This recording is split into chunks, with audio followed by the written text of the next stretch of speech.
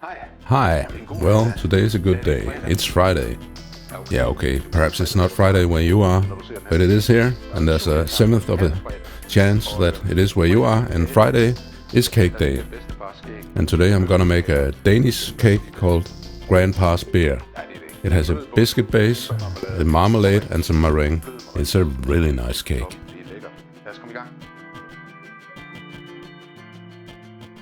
And as always, when I make a cake that's based on baking powder, I split the ingredients into two groups, the dry and the wet. Then first off, we mix all the dry ingredients, the flour and the baking powder in this case.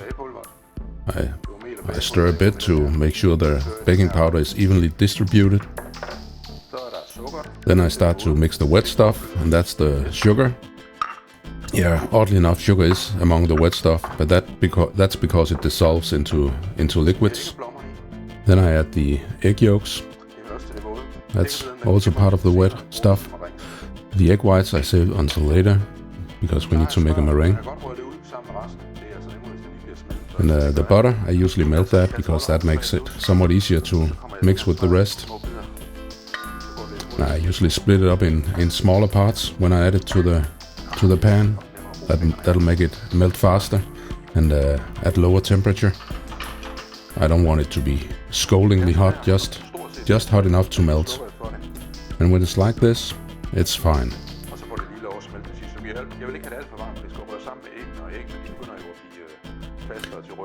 The reason we don't want it to be too hot is because it'll make the eggs curdle, and we don't want that.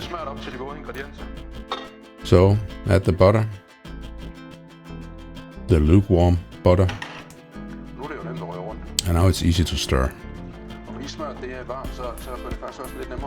And because the butter is lukewarm, it's somewhat easier to melt the sugar. And that's it. Now I add the dry ingredients and mix them well into the wet mixture. Well, not well, we just have to make sure that all the flour is wet. No big lumps, or we don't want to bite into a big ball of flour when we eat the cake.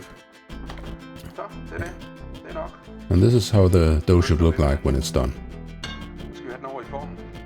Then we add it to the mold, or the baking pan. I have put some baking powder in the bottom. That makes it easier to spread the dough, and it also makes it easier to remove the cake later. It's a very fat dough, so it's pretty easy to work with. And now it's evenly distributed, and then I put it into the oven for about quarter of an hour. And now, when it's baked, I need some raspberry jam, or any other kind of jam that you like. The traditional is raspberry jam. I heat it a little bit so it's easy to distribute. It's about half a cup, 1 deciliter. Doesn't matter, there's a little butter left from melting the butter. And now 15 minutes has passed, the cake is done, and we only need to add the marmalade and the meringue.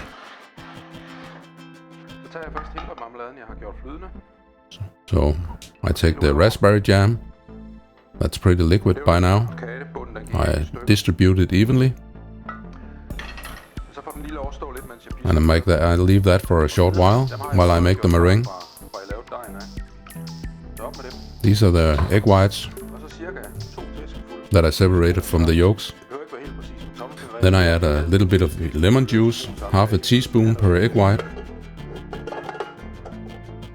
That makes the foam somewhat more firm, and it results in a better meringue. You cannot taste it really.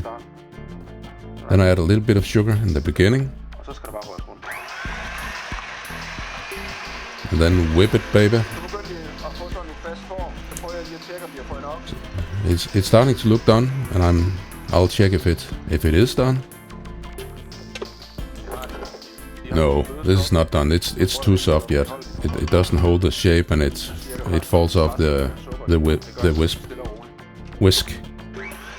So I give it some more time, and then I add the rest of the sugar.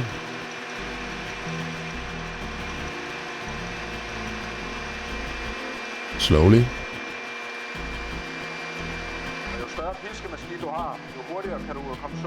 Yeah, and the better mixer you got, the stronger it is, the faster you can add the sugar. If you use a hand mixer, you have to really take your time to not make it take even longer to mix it. So how can we see if the meringue is done? If you can do this, it's done. If you don't get it into your face, that is. Now the meringue is fine. It's good. We have to distribute that.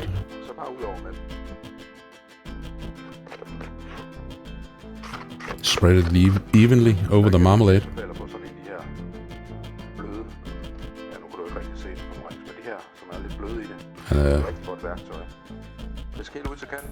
Yeah, we have to get it all along the edge.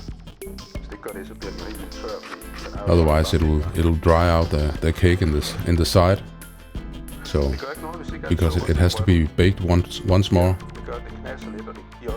If you haven't gotten all the sugar dissolved, it's not into the meringue, the egg white. It's not that important. And then back into the oven. Now I just have to wait 15 minutes and it's done. And now it's done. It's golden, it's soft, it's a little bit acidic. Don't you wish it was Friday where you are? And it tastes hot. I think I'll wait a while and eat it later. And you can find the list of ingredients and the recipe on kvalifood.